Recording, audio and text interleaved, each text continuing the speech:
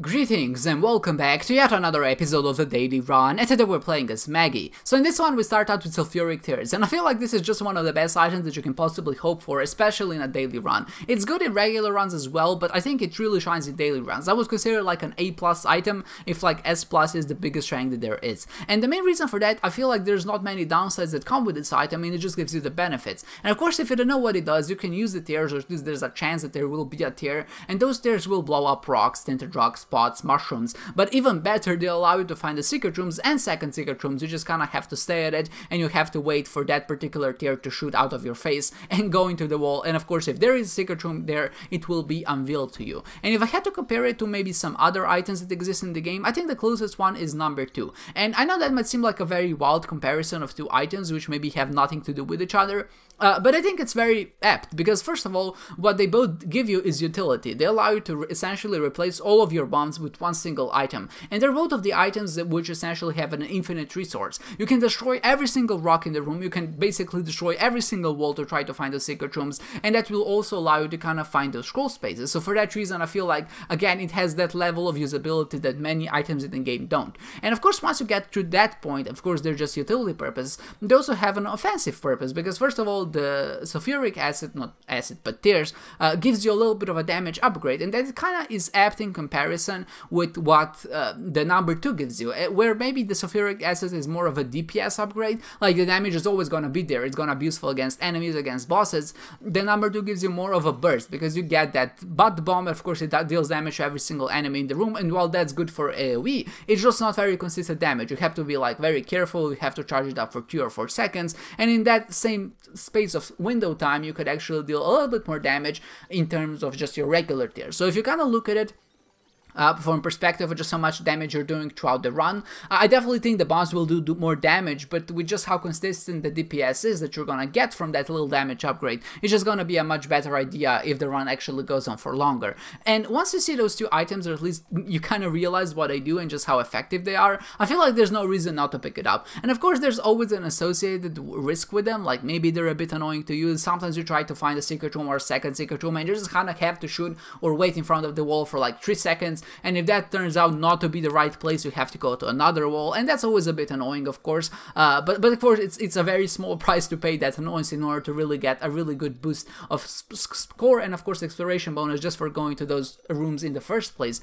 But even if you look at maybe the negatives, like the number 2 can blow up in your face, or in this case sulfuric tears can end up hitting a mushroom, the mushroom can explode, and of course that deals damage to you as well. I feel like the risks, not the risks, but the benefits far outweigh the negatives. And maybe in the case of number 2, it's even better, because in that particular sense, you don't really have to you're not left to chance. It's a very controlled environment. Like you have to charge up your shots for 3 seconds before you get that bump. In the terms of sulfuric acid, there's really no way to control it. Like one tear is gonna be sulfuric tear, and if that just ends up happening to hit a mushroom or like a bomb rock, it's gonna blow up and you're gonna take damage. There's really no way to go about that. So, but both of those I think can be solved with good positioning and just being aware of your environment. So I feel like in that way they're kind of the same in some sense. But definitely if you're gonna compare them like on a side-by-side basis, I definitely feel like sulfuric tears is a much less consuming item. It's not gonna be as damaging as number 2 is. So I feel like because of that, it does place it a little bit higher in just terms of potentiality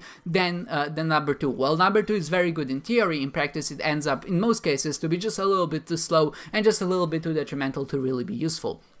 But okay, so as we went through this run, I think the most important thing to note here is the very first floor, and I find that there are not a lot of runs where the first floor basically defines the run, but this was definitely one of them, and I always tend to enjoy that, because I feel like it's always more of a game of not chance, but a game of wit and just really knowing what your items do in order to really get the greatest benefit out of them. And that's of course just exploring through the entirety of the first floor, maybe finding a lucky second secret room or something like that that just gives you maybe a good trinket, and you can go from there. And in this particular instance, what ended up happening, we had enough money to go to the shop, and I found a dim bulb, and a dim bulb is great because what it does is if you have an item that has no charges, it actually gives you a very sizable stat upgrade.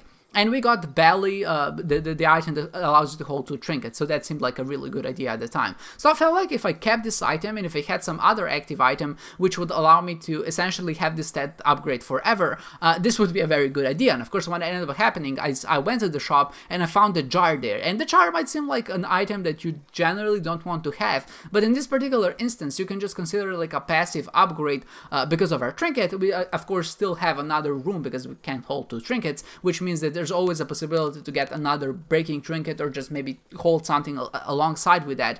But in that particular instance, essentially the jar functions as a passive stat upgrade, and later on in the game we can use it to break the Shrek bonus and of course get a lot of points that way.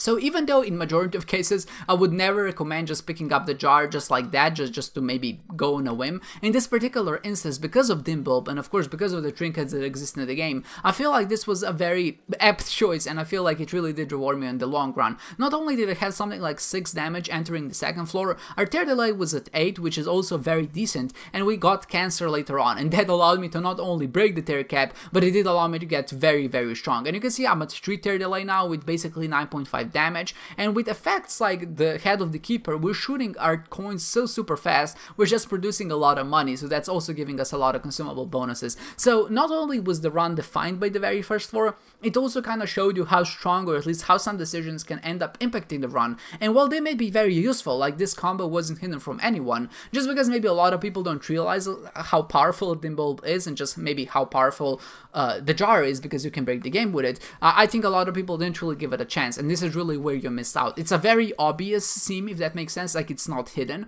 but at the same time I do feel like a lot of people just maybe wouldn't go via that avenue. So I'm wondering, how did this run go if you didn't find these items, or at least if you didn't go via this combo? I feel like the run is going to be a much harder experience otherwise, and I think I've read on the subreddit that a lot of people actually had a lot of trouble with it, and I think that's very apparent, because even though I got to the end, I basically did every objective, I got hit a lot. I walked into the spikes, I walked into red poops, which is always a bit discouraging, and it's like unnecessary damage for no reason, but mostly because I had a very high speed just in general. I had a lot of velocity. It's kind of hard to stop once you get going, so just because of that I ended up walking into way too many shots and way too many tears, and I think this has to be one of the worst harsh fights I've had in a very, very long time. But even despite all of that, like being very dumb and careless about my damage, I managed to get rank really well. I think I ranked 5th at the end when I looked on the grid by leaderboards, and considering that I skipped a lot of rooms because I had to rush, and considering I had to really, not really, but I did take a lot of damage, which cost me a lot of damage penalty, was a bit surprising. I thought of course I was going to be high because I did break the game, I did get a lot of points that way,